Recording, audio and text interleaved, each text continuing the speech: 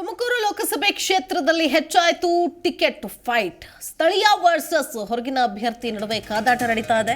V Somanna ಸ್ಪರ್ಧೆಗೆ ಸ್ಥಳೀಯ ನಾಯಕರು ವಿರೋಧವನ್ನ ವ್ಯಕ್ತಪಡಿಸ್ತಾ ಇದ್ದಾರೆ. ನಾನು ಟಿಕೆಟ್ ಆಕಾಂಕ್ಷಿ ಅಂದ್ರು ನ್ಯಾಯವಾದಿ ಗೋಪಾಲ್ ಗೌಡ. ಬಿಜೆಪಿ ಟಿಕೆಟ್ ಆಕಾಂಕ್ಷಿಗಳ ಪಟ್ಟಿಗೆ ಇದೀಗ ಹೊಸ ಹೆಸರು ಸೇರ್ಪಡೆಯಾದಂತಾಗಿದೆ. ತಮ್ಮ ಸಮುದಾಯದ ಮಠಾಧೀಶರ ಮೂಲಕ ವರಿಷ್ಠರಿಗೆ ಒತ್ತಡ ಹಾಕೋ ಪ್ರಯತ್ನಗಳು ನಡೀತಾ ಇದೆಯಂತೆ. ತೆರೆಮರೆಯಲ್ಲಿ ಮುಂದುವರಿತಾ ಇದೆ ಕಸರತ್ತು.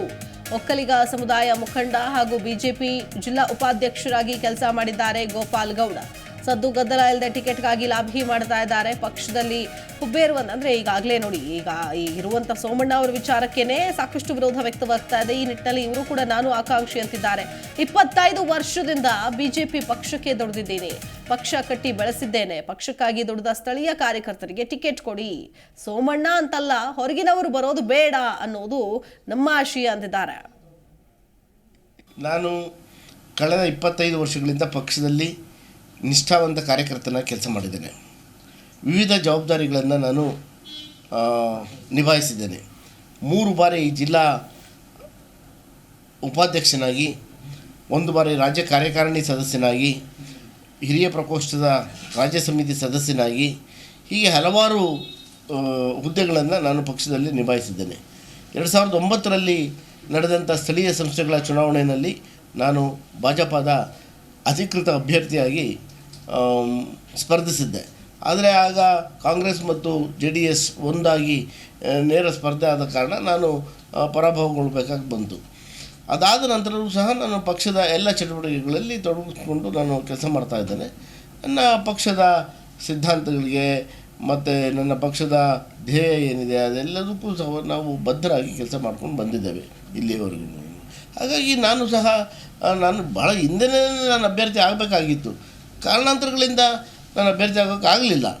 ಹಾಗಾಗಿ ನಾನು ಈಗ ಇದು ಒಂದು ಆಲ್ಮೋಸ್ಟ್ ಒಂದು ಕಡೆಯ ಅವಕಾಶ ಅನ್ನೋ ರೀತಿ ಇದ್ಬಿಟ್ಟಿದೆ. ನಮ್ಮಲ್ಲಿ ಈಗ ಒಂದಷ್ಟು ಏಜು ಅದು ಇದು ಫಿಕ್ಸ್ ಇದೆ. ಹಾಗಾಗಿ ಅದಕ್ಕೆ ನಾನು ಇದೊಂದು ರೈಟ್ ಟೈಮು ಆಲ್ಸೋ. ನಮ್ಮ ಪಕ್ಷಕ್ಕೆ ನಾವು ದುಡಿದಿದ್ದೀವಿ, 25 ವರ್ಷ ದುಡಿದಿದ್ದೇನೆ, ಒಂದು ಒಳ್ಳೆಯ ಅವಕಾಶ ಇದೆ. ಹಾಗಾಗಿ ನಾನು ಅಭ್ಯರ್ಥಿ. ಇದೇ ವಿಚಾರಕ್ಕೆ ಸಂಬಂಧಪಟ್ಟಂತೆ ಮತ್ತಷ್ಟು ಡೀಟೇಲ್ಸ್ ಕೊಡ್ತಾರೆ ನಮ್ಮ ಪ್ರತಿನಿಧಿ ಯೋಗೇಶ್. ದೂರವಾಣಿ ಸಂಪರ್ಕದಲ್ಲಿ ಜಾಯ್ನ್ ಆಗ್ತಾ ಇದ್ದಾರೆ. ಯೋಗೇಶ್, ಇದೀಗ ತುಮಕೂರು ಲೋಕಸಭೆ ಕ್ಷೇತ್ರಕ್ಕೆ ಟಿಕೆಟ್ನ ಒಂದು ಫೈಟ್ ಜಾಸ್ತಿ ಆಗ್ತಾ ಇದೆ. ಸ್ಥಳೀಯ ನಾಯಕರು ಅಂತೇಳಿ ಹೊರಗಿನಿಂದ ಬಂದವರು ಅನ್ನುವಂತಹ ಆರೋಪ. ಸೋಮಣ್ಣ ಅವರಿಗೆ ಬೇಡವೇ ಬೇಡ ಅಂತಿದ್ದಾರೆ, ಸ್ಥಳೀಯರಿಗೆ ಕೊಡಿ ಅಂತ ಹೇಳ್ತಾ ಇದ್ದಾರೆ. ಈಗ ಸ್ಥಳೀಯರಾದಂತಹ ಗೋಪಾಲ್ ಗೌಡ ಕೂಡ ಡಿಮ್ಯಾಂಡ್ ಮಾಡ್ತಿದ್ದಾರೆ. ಸೊ ಏನೆಲ್ಲ ಡಿಮ್ಯಾಂಡ್ ಮಾಡ್ತಿದ್ದಾರೆ, ಯಾವ ನಿಟ್ಟಿನಲ್ಲಿ ಪರಿಗಣಿಸುತ್ತೆ ಪಕ್ಷ ಅವರನ್ನ ಅಂತ? ಈಗ ಲೋಕ ಟಿಕೆಟ್ಗಾಗಿ ಫೈಟ್ಗಳು ನಡೀತಾ ಇದೆ. ಈಗ ಹೊರಗಿನವರು ಮತ್ತು ಒಳಗಿನವರು ಅನ್ನೋ ಕಾದಾಟ ಆರಂಭ ಆಗಿದೆ. ಯಾಕಂದ್ರೆ ಈಗಾಗಲೇ ಸೋಮಣ್ಣ ಅವರಿಗೆ ಟಿಕೆಟ್ ಮಾತುಗಳು ಕೇಳಿ ಬರ್ತಾ ಇದ್ರು ಕೂಡ ಒಂದು ಹಂತದಲ್ಲಿ ಇನ್ನು ಸೋಮಣ್ಣ ಅವರು ತುಮಕೂರು ಜಿಲ್ಲೆಯಲ್ಲಿ ಪ್ರವಾಸ ಮಾಡೋದು ನಿಂತಿಲ್ಲ. ಮತ್ತೆ ನಿನ್ನೆ ಕೂಡ ಅವರಿಗೆ ಭೇಟಿ ಕೊಟ್ಟಿದ್ರು.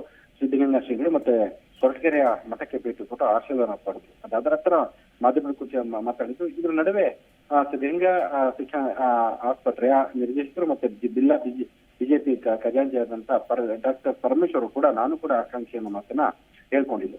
ಇದಾದ ನಂತರ ಈಗ ಮತ್ತೊಂದು ಹೆಸರು ಕೇಳಿ ಬರ್ತಾ ಇದೆ, ದೊಡ್ಡಮನೆ ಗೋಪಾಲ್ ಗೌಡ್ರು. ಈಗಾಗಲೇ ಅವರು ಸುಮಾರು 25 ವರ್ಷಗಳಿಂದ ನಾನು ಟಿಕೆಟ್ಗೆ ಅಂದ್ರೆ ಬಿಜೆಪಿಯಲ್ಲಿ ಸಕ್ರಿಯ ಕಾರ್ಯಕರ್ತನ ಕೆಲಸ ಮಾಡಿದ್ದೀನಿ.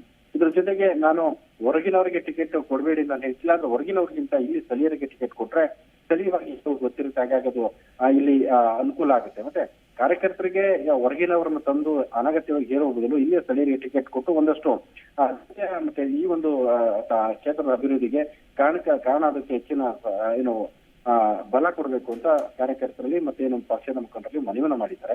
ಅಂದ್ರೆ ಇಲ್ಲೇ ಕೂಡ 2009ರಲ್ಲಿ MLC ಸ್ಪರ್ಧೆ ಮಾಡಿದ ಅವತ್ತು ಸೋಲನ್ನ ಅನುಭವಿಸಿದ್ರು. ಹಾಗಾಗಿ ಇಷ್ಟು ದಿನಗಳ ಕಾಲ ಈಗ ಸದ್ದಿಲ್ಲದೆ ಇದ್ದಂತ ಗೋಪಾಲ್ ಗೌಡ್ರು ದಿಢೀರ್ ಅಂತ ಈಗ ಮಾಧ್ಯಮಗಳ ಮುಂದೆ ಬಂದಿದ್ದಾರೆ. ಏನು ನಮಗೆ ಟಿಕೆಟ್ ಕೊಡ್ಬೇಕು ಅಂತ ಕೇಳಿದ್ದಾರೆ. ಯಾಕಂದ್ರೆ ನಮ್ಗೆ ಟಿಕೆಟ್ ಕೊಡ್ಬೇಕು ಅಂತ ಅವ್ರ ಅಂಶಗಳನ್ನ ಹೇಳಿದ್ದಾರೆ. 25 ವರ್ಷ ಸೇವೆ ಮಾಡಿದ್ದೀನಿ, ಮತ್ತೆ ಬಿಜೆಪಿಯಲ್ಲಿ ಸಾಕಷ್ಟು ಕೆಲಸ ಮಾಡಿದ್ದೀನಿ, ಜಿಲ್ಲಾ ಉಪಾಧ್ಯಕ್ಷನಾಗಿದ್ದೀನಿ, ಮತ್ತೆ ಬಾರ್ ಕೌನ್ಸಿಲ್ಗೆ 5 ವರ್ಷ ಕೆಲಸ ಮಾಡಿದ್ದೀನಿ. ಹಾಗಾಗಿ ನಮ್ಗೆ ಟಿಕೆಟ್ ಕೊಟ್ಟರೆ ಖಚಿತ ನಾನು ಗೆಲ್ಸಿ ಅನ್ನೋ ಮಾತನ್ನ ಹೇಳ್ತಾ ಇದ್ದಾರೆ. ಯಾಕಂದ್ರೆ RSS ಹಿನ್ನೆಲೆಯಿಂದ ಬಂದ ಗೋಪಾಲ್ ಗೌಡ್ರಿಗೆ ಒಂದಷ್ಟು ಮತ್ತೆ ಸ್ಥಳೀಯ ನಾಯಕರ ಬೆಂಬಲ ಇದೆ ಅಂತ ಕೂಡ ಹೇಳ್ಕೊಂಡಿದ್ದಾರೆ. ಹಾಗಾಗಿ ಇದೊಂದು ದಿನೇ ಟಿಕೆಟ್ ಅಂದ್ರೆ ಬಿಜೆಪಿಯಲ್ಲಿ ಸಾಕಷ್ಟು ಟಿಕೆಟ್ ಆಗ್ತಾ ಇದೆ. ಹಾಗಾಗಿ ಎಲ್ಲವನ್ನೂ ರಾಜ್ಯ ನಾಯಕರು ರಾಷ್ಟ್ರೀಯ ನಾಯಕರು ಯಾವ ರೀತಿ ಗಮನಿಸ್ತಾರೆ ನೋಡ್ಬೇಕು. ಮತ್ತೊಂದು ಇನ್ನೊಂದಂದ್ರೆ ಈಗ ಈ ಬಾರ್ ಕೌನ್ಸಿಲ್ ಅಧ್ಯಕ್ಷರಾಗಿ ಆಗಿರುವ ಹಿನ್ನೆಲೆಯಲ್ಲಿ ಇವರು ಮತ್ತೆ ಈ ಒಂದು ಜಿಲ್ಲೆ ಎಲ್ಲಾ ನಾಯಕರು ಅಂದ್ರೆ ಲಾಯರ್ಗಳು ಅವರೆಲ್ಲ ಸೇರಿಸಿ ಒಂದು ಜಿಲ್ಲಾಧ್ಯಕ್ಷರಿಗೆ ಮತ್ತೆ ಆ ಪಕ್ಷದ ಹೈಕಮಾಂಡ್ಗೆ ಒಂದು ಪತ್ರವನ್ನು ಬರೆಯೋ ಒಂದು ಲೆಕ್ಕಾಚಾರದಲ್ಲಿ ಕೂಡ ಅವರಿದ್ದಾರೆ. ಹಾಗಾಗಿ ಇದು ದಿನೇ ದಿನೇ ಸಾಕಷ್ಟು ತಿರುವನ್ನು ಪಡ್ಕೋತಾ ಇದೆ. ಇವತ್ತು ಒಬ್ರು ನಾಳೆ ಒಬ್ರು ಹೀಗೆ ದಿನೇ ದಿನೇ ಆಕಾಂಕ್ಷೆಗೆ ಪಟ್ಟಿ ಹೇಳ್ತಾನೆ ಇದೆ. ಮೊದಲು ಮಾಧುಸ್ವಾಮಿಯವರು ಆರಂಭದಲ್ಲಿ ಸ್ಥಳೀಯ ಟಿಕೆಟ್ ಕೊಡಬೇಕು ಅನ್ನೋ ಕೂಗನ್ನ ಆರಂಭಿಸಿದ್ರು. ಆ ಕೂಗಿಗೆ ಮತ್ತಷ್ಟು ಸ್ಥಳೀಯ ಧ್ವನಿಗಳು ಸೇರ್ಕೋತಾ ಇದೆ. ಹಾಗಾಗಿ ಬಿಜೆಪಿ ಎಲ್ಲವನ್ನು ಯಾವ ರೀತಿ ಪರಿಗಣಿಸುತ್ತೆ, ರಾಜ್ಯ ನಾಯಕರು ಯಾವ ರೀತಿ ಪರಿಗಣಿಸ್ತಾರೆ, ಸ್ಥಳೀಯರಿಗೆ ಯಾವ ರೀತಿ ಟಿಕೆಟ್ ಕೊಡ್ತಾರೆ, ಇನ್ನು ಮೈತ್ರಿ ಮಾತುಕತೆ ಅಂತಿಮ ಆಗಿಲ್ಲ ಅಂತ ಹೇಳಲಾಗ್ತದೆ.